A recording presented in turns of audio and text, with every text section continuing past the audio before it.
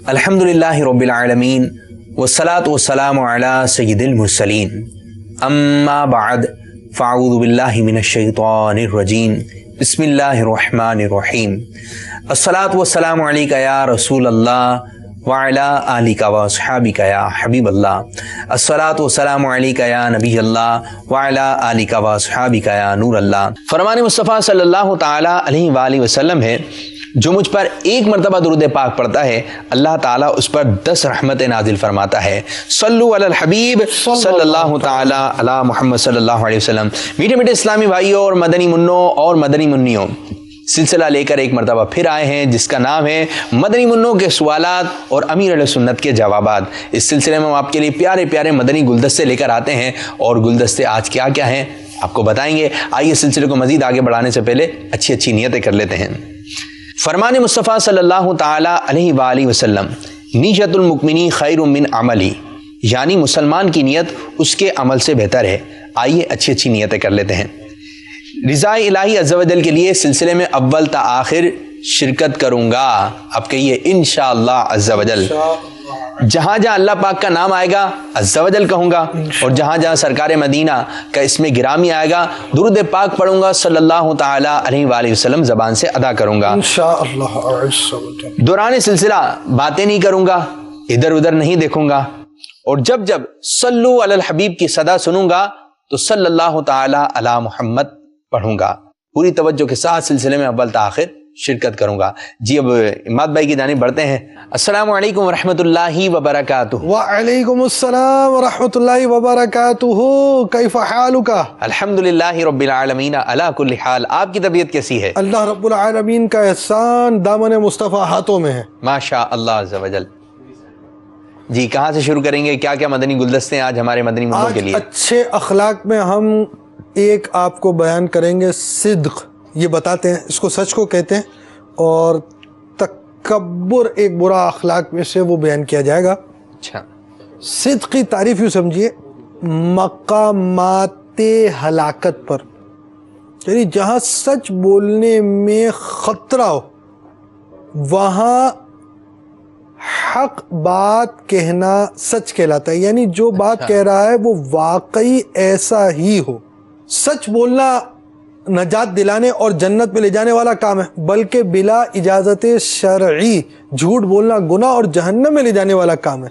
हुजूर सल्लल्लाहु ताला अलैहि वसल्लम का फरमान है, जब बंदा सच बोलता है तो नेकी करता है, और जब नेकी करता है महफूज हो जाता है, और जब महफूज हो जाता है तो जन्नत में दाखिल हो जाता है। सुभान अल्लाह सुभान अल्लाह। एक और जगह फरमाया, सच्चाई को अपने ऊपर लाजिम कर लो, क्योंकि ये नेकी के साथ है, और ये दोनों जन्नत में, यानी सच्चाई और नेकी दोनों जन्नत में ले जाने वाले हैं। सुभान अल्लाह। और झूठ से बचते रहो, क्योंकि ये जहन्नम के साथ है, और ये दोनों यानी झूठ और गुनाह जहन्नम में ले जाने वाले हैं। जब भी तुम नारा लगाते हैं झूठ के खिलाफ जंग जारी रहेगी इंशाअल्लाह अज़्ज़ा वजल। फैज़ान सच जारी रहेगा इंशाअल्लाह अज़्ज़ा वजल। प्यारा मदनी मुन्नो, सच बोलने के बहुत फायदे हैं। सच बोलने वाला अल्लाह ताला और उसके प्यारे हबीब सल्लल्लाहु ताला अलैहि वसल्लम के हुक्म पर अमल करता है। सच बोलने वाले से अल्लाह ताला और उसके रसूल सल्लल्लाहु ताला अलैहि वसल्लम खुश होते हैं। सच बोलने वाले के कारोबार रोजी में बरकत होती है। सच बोलने वाले को मोमिन करार दिया गया है। सच बोलने वाला निफाक से दूर हो जाता है। सच बोलने वाले का दिल रोशन हो जाता है। सच बोलने वाले को मुआशरे में इज्जत की निगाह से देखा जाता है। सच बोलने वाले का रहमत इलाही से खात्मा बिल खैर होगा। सच बोलने वाला रहमत इलाही से कब्र और हश्र की तकलीफों से बच जाएगा। सच बोलने वाले का जन्नत में दाखिला होगा इंशाअल्लाह अज़्ज़ा वजल। तो सच बोलने की तो क्या ही बात है। और अमीर अहले सुन्नत के इस पर प्यारे प्यारे मदनी फूल भी हैं, आपको दिखाते हैं।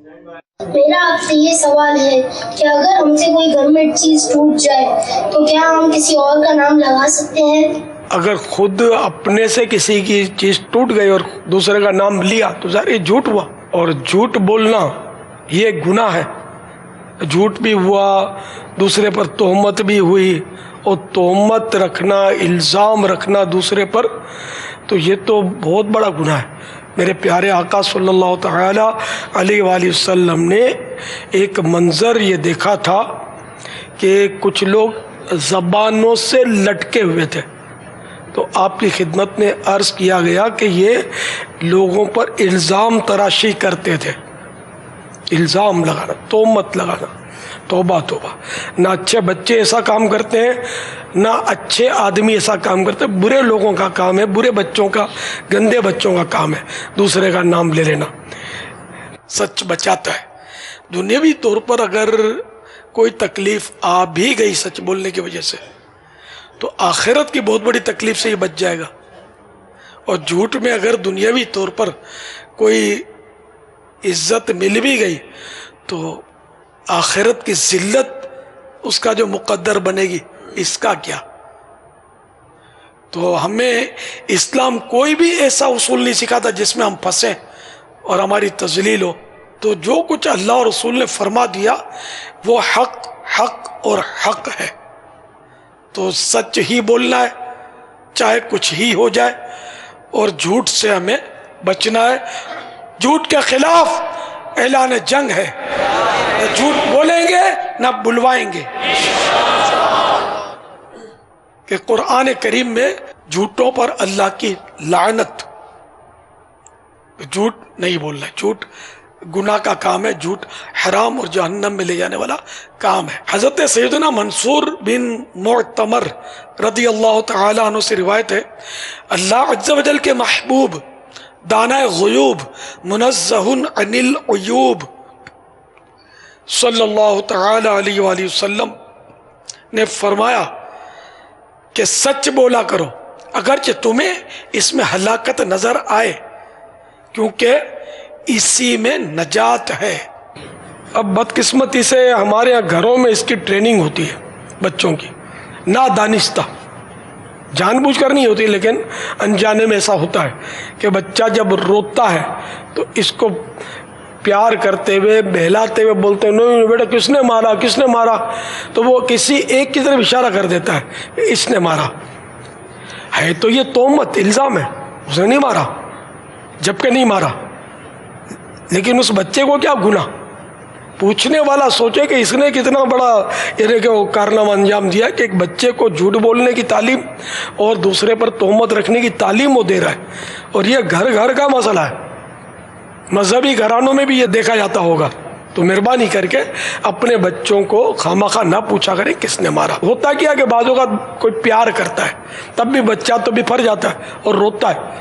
تو اب بچے پر تو کوئی جرم نہیں ہے، لیکن یہ جو کر رہا ہے نا، اس پر ہم یہ نہیں کہیں گے کہ یہ کوئی گناہ ہوا یا جہنمی ہو گیا، لیکن یہ مس ٹریننگ یہ کر رہا ہے بچے کی انجانے میں. تو ایسا نہ کیا جائے.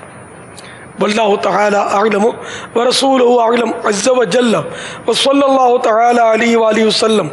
صلوا علی الحبیب صلی اللہ تعالی علی محمد. واہ ماشاء اللہ عز و جل، کتنے پیارے مدنی پھول ہمارے امیر سنت دامت برکاتہم العالیہ نے مدنی منوں مدنی منیوں کے حوالے سے عطا فرمائے کہ جھوٹ نہیں بولنا چاہیے، اور جو امیر سنت نے مدنی پھول عطا فرمائے ان پر عمل کرنے کی کوشش کریں.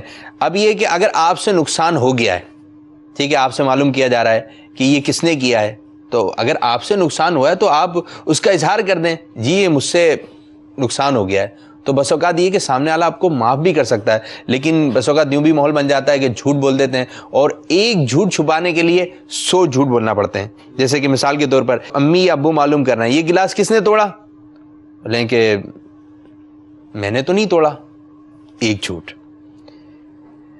جب یہ ٹوٹا نا جب گلاس، تو میں تو یہاں تھا ہی نہیں، کتنے جھوٹ ہو گئے؟ 2 جھوٹ. امی پھر پوچھتی ہیں آپ کو معلوم ہے؟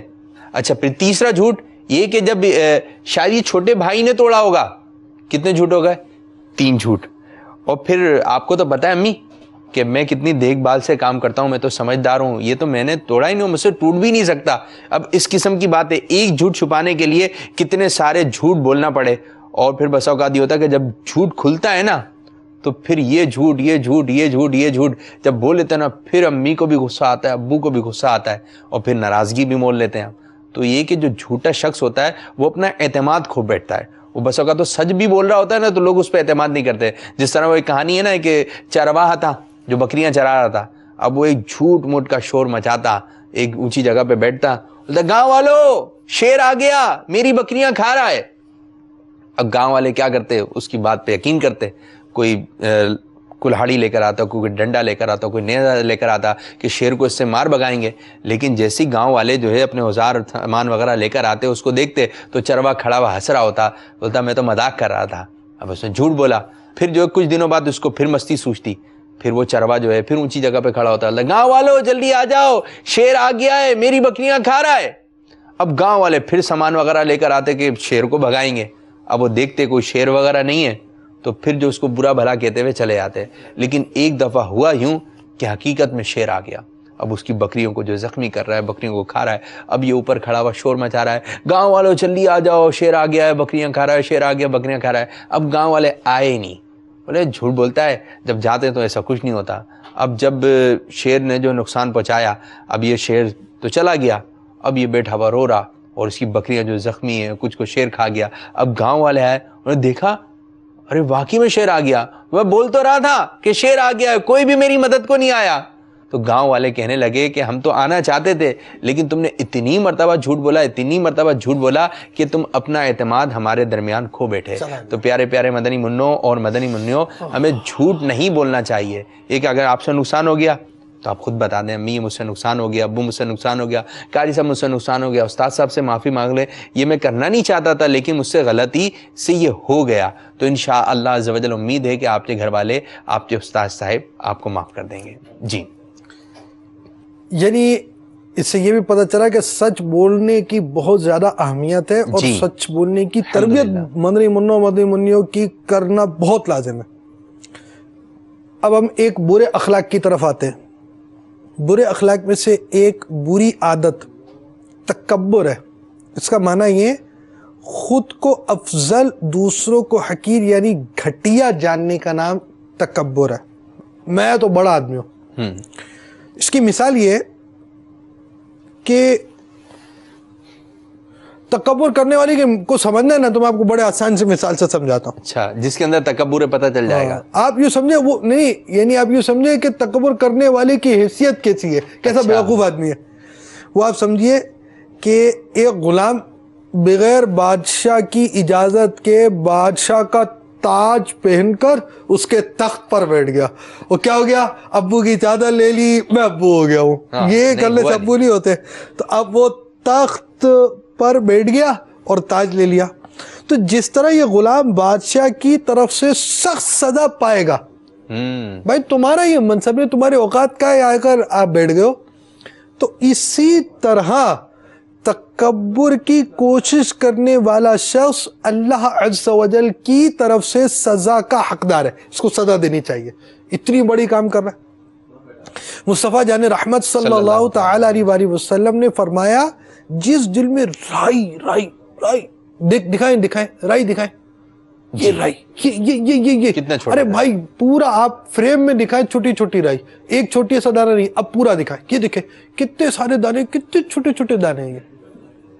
جس کے دل میں رائی کے دانے جتنا یعنی تھوڑا سا بھی تکبر ہوگا، وہ جنت میں داخل نہ ہوگا. پیارے مدنی منوں، انسان کس قدر بے بس ہے آپ سمجھے. اپنی بھوک، پیاس، نیند، خوشی، غمی، یادداشت، بیماری، موت اس کی مرضی سے نہیں آتی. آپ چاہیں آج 2 بجے بھوک لگے، 12:30 بجے لگ جاتی ہے. آپ چاہیں کہ میں بیمار نہیں ہوں، بیمار ہو جاتے ہیں. تو آپ کی مرضی نہیں چلتی اس طرح کی چیزوں میں. اور ہر شخص روک بھی نہیں سکتا یہ بیماری آئی ہے 1 منٹ میں چلی جائے. لا، بیماری اپنے ٹائم سے آئے گی، اپنی مرضی سے آئے گی اور اپنے ٹائم سے اپنی مرضی سے جائے گی. عقل مند انسان عاجزی کرتا ہے. دنیا میں تکبر کرنے والے کو بس اوقات اللہ تعالیٰ دنیا ہی میں ایسا ذلیل و خوار کرتا ہے کہ وہ رہتی دنیا تک کے لیے عبرت بن جاتا ہے. جیسے فرعون، اللہ تعالیٰ کا بندہ، اور اللہ تعالیٰ کی نعمت پر تکبر کیا، نافرمانی کی، اور خود اپنے آپ کو رب کہنے لگا. دیکھیں کتنا عرصہ ہوگا اس کو مرے ہوئے، آج تک اس کی برائی بیان کی جاتی ہے. تو پہلی چیز، اگر کسی کے پاس کوئی چیز ہے وہ اللہ ہی کی تو دی ہوئی ہے، تو اس پر دوسروں پر فضیلت کیا ڈال رہا ہے؟ اگر آپ خوبصورت ہیں اللہ نے خوبصورت بنایا، اگر آپ طاقتور ہیں اللہ نے طاقتور بنایا، اور اللہ تعالیٰ چاہے تو کمزور کر دے، چاہے تو بدصورت کر دے. تو جس کی دی ہوئی چیز ہے اس کا شکر ادا کرے، نہ یہ کہ دوسروں کو گھٹیا سمجھے. تکبر کے بارے میں آپ کو ایک مدنی گلدستہ دکھاتا ہوں. جی ارے باپا جان، آپ کی بارگاہ میں عرض ہے، یہ تصور کیسے پیدا ہو کہ میں سب سے برا ہوں؟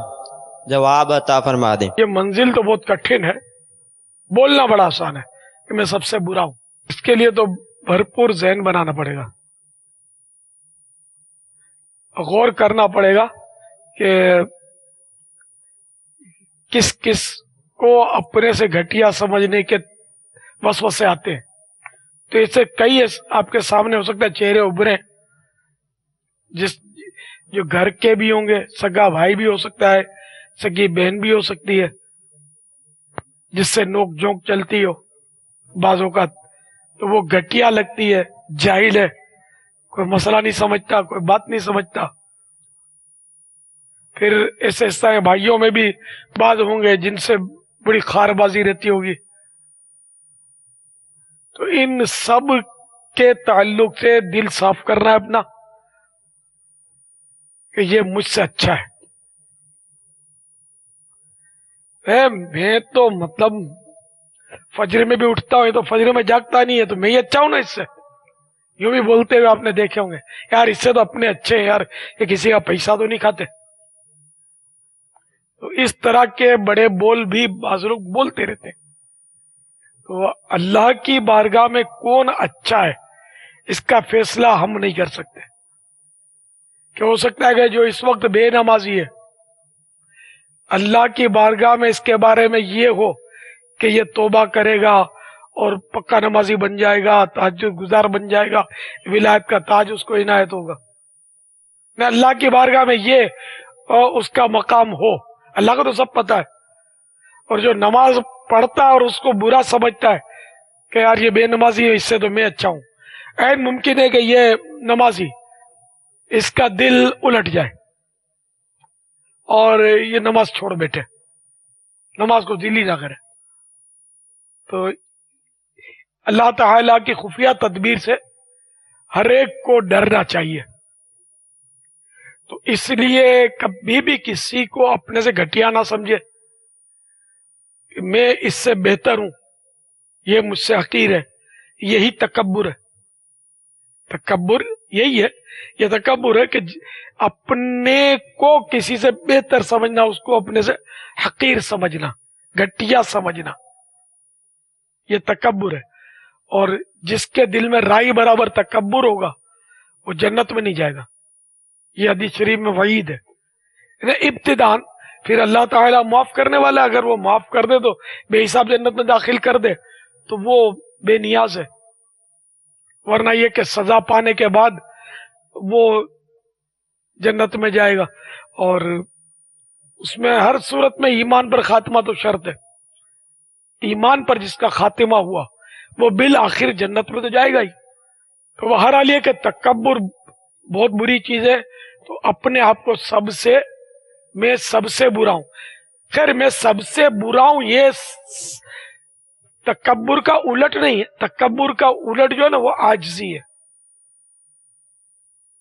لیکن اپنے آپ کو سب سے اگر برا بندہ جانے، اب زبان سے تو کہتا ہے لیکن دل اس کی تائید نہیں کرتا.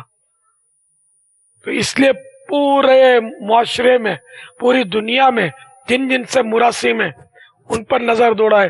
جن سے مراسم نہیں ہے لیکن وہ دیکھتا ہے، بھالتا ہے، ان کو جانتا ہے، آتا جاتا دیکھتا ہے، اس کے بارے میں اپنے دل کی کیا کیفیات ہیں یہ غور کرے. کہ کسی کو اپنے سے گھٹیا تو یہ نہیں سمجھ رہا، تو انشاءاللہ کوشش کرے گا، اپنے گناہوں پر نظر رکھے گا کہ یار میرے بہت سارے گناہ ایسے ہیں کہ جو دوسروں کو تو نظر ہی نہیں آتے. اپنے کو تو پتا ہوتا ہے نا, عام طور پر پتا ہوتا ہے آدمی کو, جو دوسروں کو نہیں پتا ہوتا. تو میرے یہ گناہ ہیں, تو ایک چھوٹے گناہ پر بھی رب نے پکڑ لیا مجھے, تو میں تو کہیں کا نہیں رہوں گا, تو میں تو ہوں ہی سب سے برا. اس لیے وہ یہ ذہن بنائیے. حضرت سیدنا بکر بن عبداللہ تابعی علیہ رحمت اللہ القبی جب کسی بوڑھے آدمی کو دیکھتے تو فرماتے یہ مجھ سے بہتر ہے اور مجھ سے پہلے اللہ تعالی کی عبادت کرنے کا شرف رکھتا ہے. اور جب کسی جوان کو دیکھتے تو فرماتے یہ مجھ سے بہتر ہے کیونکہ میرے گناہ اس سے کہیں زیادہ ہیں. اللہ رب العزت کی ان پر رحمت ہو اور ان کے صدقے ہماری مغفرت ہو. یہ میں نے جو حکایت آپ کو سنائی, تکبر ایک رسالہ ہے, یہ رسالہ اس کے صفحہ 86 سے میں نے آپ کو حکایت سنائی. یہ رسالہ پڑھنے والا ہے, جنہوں نے سوال کیا ان کو چاہیے کہ یہ رسالہ دھو کر پی لے. یہ مبالغہ کر رہا ہوں, واقعی کہیں نہیں کہ وہ پانی میں ڈال دے اور پی لے. تو اس کو پڑھنا ہے, اچھی طرح غور سے پڑھنا ہے تو انشاءاللہ. اور یہ سب کو پڑھنا ہے. تکبر ایک تعداد ہے جن میں موجود ہوتا ہے, ایک تعداد ہے, لیکن اس کا سمجھ نہیں پڑتے. یہ پڑھیں گے تو انشاءاللہ سمجھ پڑے گی کہ اپنے اندر تکبر ہے یا کیا. اگر ہے تو اس کا فوراً سے پیشتر علاج کرنا ضروری ہے. تو پیارے پیارے مدنی منوں اور مدنی منیوں, آپ نے سنے شیخ طریقت امیر السنت دامت برکاتہم العالیہ کے پیارے پیارے مدنی پھول. تو ہمیں تکبر سے بھی بچنا چاہیے, دیگر جو گناہ ہیں ان سے بھی بچنا چاہیے. اللہ عز و جل ہمارے اس آج کے سلسلے کو اپنی بارگاہ میں قبولیت کا درجہ عطا فرمائے. صلو علی الحبیب صلی اللہ تعالی علی محمد صلی اللہ علیہ وسلم.